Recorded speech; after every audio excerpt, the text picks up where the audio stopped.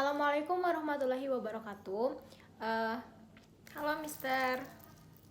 Perkenalkan, nama saya Gita Saidah Huzaima dari jurusan Psikologi Angkatan 23. Saya biasanya dipanggil Gita.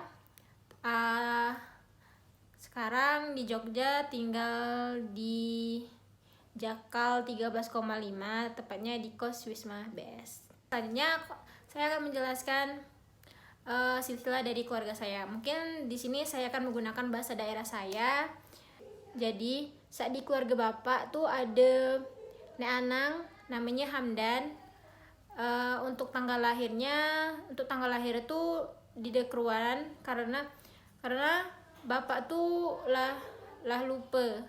Digat teringat lagi tanggal lahir Nek Anang gara-gara lah lama Nanang ninggal, jadi bapak tuh didetek ingat lagi. Nah, untuk Nek Ino namanya Utia. Untuk Nek Ino juga didekruan tanggal lahirnya karena bapak dan keluarga bapak juga lah lupa. Terus untuk agama Islam Nanang Nino itu agama Islam. Oke, lanjut ke Nek Ino Nginanang di Uma. Nah, pertama Nek Anang namanya Nurden, tempat tanggal lahirnya di Pagar Alam. Tanggal 10 bulan 7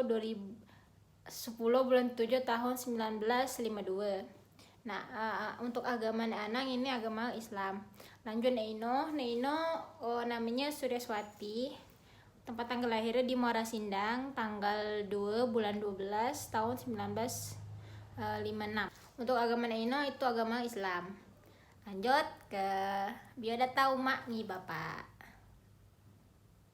Bapak namanya Rujiansa, tempat tanggal lahir bapak itu di Muara Sindang, tanggal 20 bulan 4 tahun 1974. Agama bapak Islam. Untuk Uma itu namanya Purti Hartini, tempat tanggal lahir Uma itu di Muara Sindang, tanggal 12 bulan 12 tahun 1979. Untuk agama Uma juga Islam. Lanjut ke biodata aku.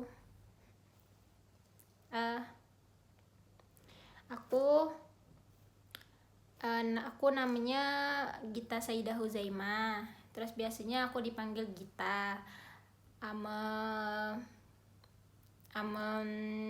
Panggilan kecil aku pas masih kecil tuh, panggilan di Meduson panggil aku nih Tot. Ada Tot, ada Get, ada Ta. Jadi bisa Gita, bisa Tot, bisa Entut juga bisa, terus bisa Ta atau bisa Get gitu. Mister mau panggil aku pakai apa? Tempat tanggal lahir aku di Muara Sindang, tanggal 14 bulan 5 tahun 2005. Aku nih anak kedua saat di 3 bersaudara. Nah, agama aku Islam. Terus lanjut perkenalan biodata untuk Ayo. Namanya Giani Meka Putri. Tanggal lahirnya tuh di Muara Sindang, tanggal 22 Mei tahun 2000. Agama Islam. Terus untuk adik aku namanya Azam Maulidran. Itu tempat tanggal lahirnya di Bengkulu, tanggal 24 bulan 1 tahun 2013. Untuk agama Islam.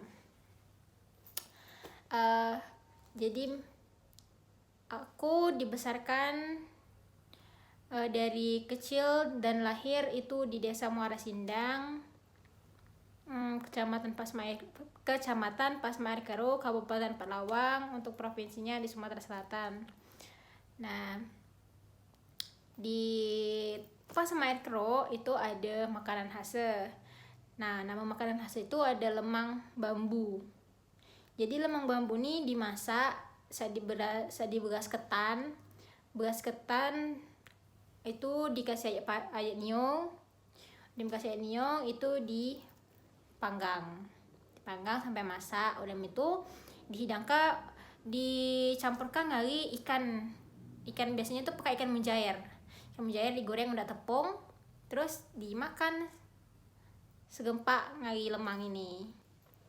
Nah, di salah satu desa Badaku ada patung bersejarah yang ada semboyannya, yaitu Patang Tumbuh hilang berganti. Nah, ini tuh patung ini tuh menjelaskan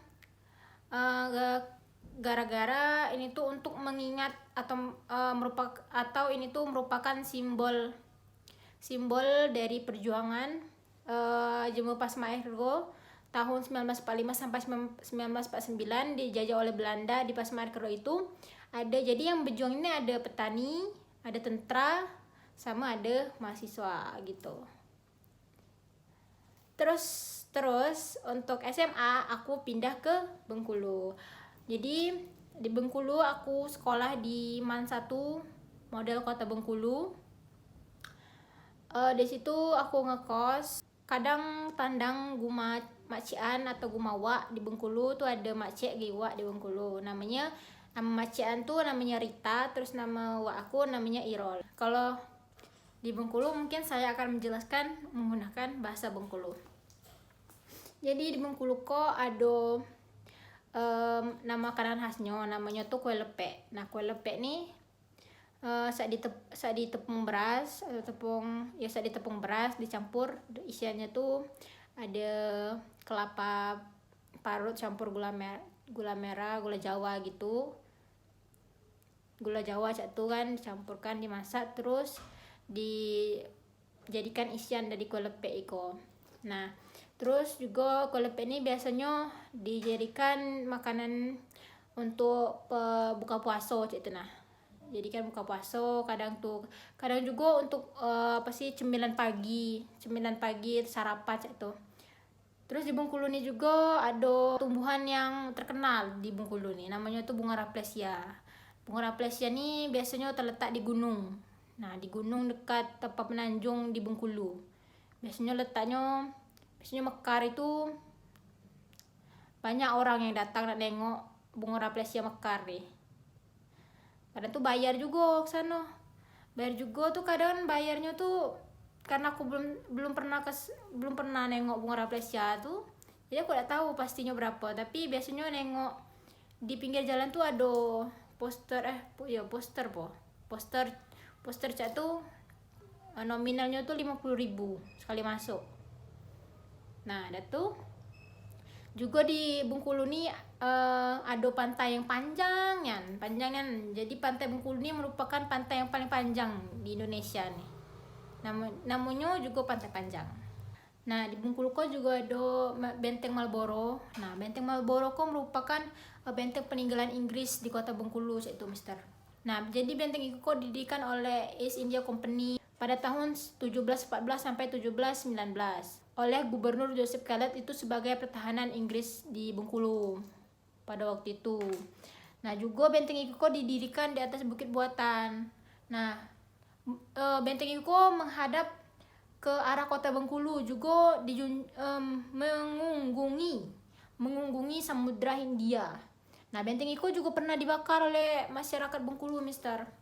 Nah, dah tuh penghuninya kok terpaksa pindah pengungsi ke Madras. Dan tuh juga mereka balik lagi tahun 1924. Nah, setelah itu diadakan perjanjian tahun 1993 tuh. Jadi juga serangan kembali dilancarkan pada saat itu. Nah, di insiden Niko juga ada satu officer namanya tuh Robert Hamilton yang tewas akibat insiden dari Iko. Nah, ada tuh pada tahun 1807 juga Residen Thomas Parr juga meninggal gara-gara insiden ini. Nah, keduanya juga diperingati dengan pendirian monumen di kota Bengkulu oleh pemerintah Inggris, Mister.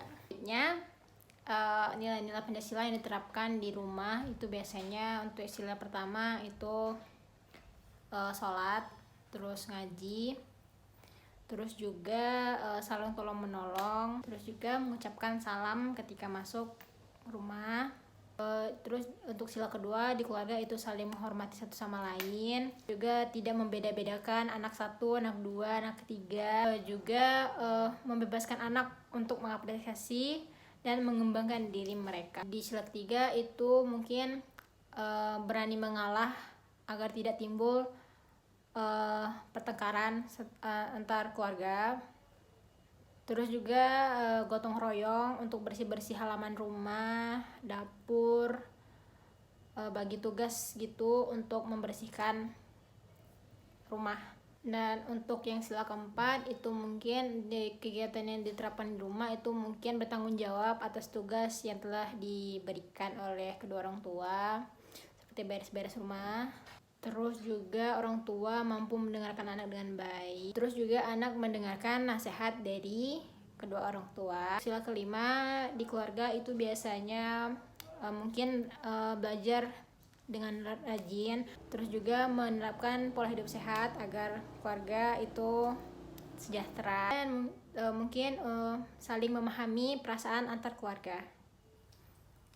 Jadi itu merupakan mungkin salah satu terapan yang dilakukan, terapan Pancasila yang dilakukan di rumah sehari-harinya.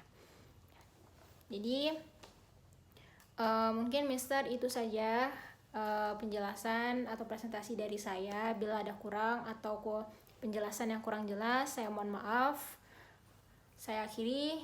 Wabillahi taufiq wal hidayah. Wassalamualaikum warahmatullahi wabarakatuh. Mister, see you di semester depan. Bismillah, dapat nilai A.